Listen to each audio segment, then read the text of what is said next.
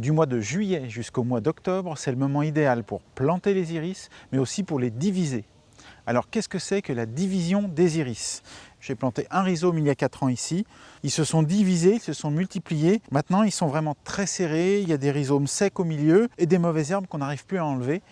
J'ai une terre un peu lourde, alors je prends une fourche bêche. On va faire le tour de cette espèce de galette en soulevant un peu.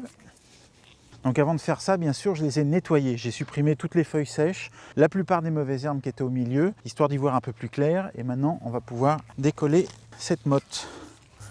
On fait tomber la terre un maximum. Voilà, là j'ai un petit morceau de la galette d'iris. On voit toutes les belles racines. Et on va en profiter pour éliminer tous ces vieux rhizomes complètement secs et racornis qui vont plutôt accélérer les maladies et la présence de ravageurs sur les iris. On va s'aider avec un couteau. Et on va les détacher délicatement les uns des autres. On a taillé un peu le feuillage et voilà un rhizome qui va être prêt à replanter ailleurs dans le jardin pour faire une nouvelle touffe d'iris.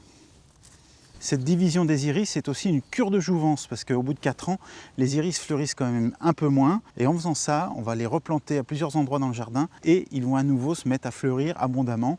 Et vous voyez que l'iris pousse très vite puisqu'il y a 4 ans, j'ai planté à cet endroit-là uniquement 3 rhizomes comme ça. Je vous rappelle que la meilleure saison, c'est de juillet jusqu'au mois d'octobre, dans une situation bien ensoleillée.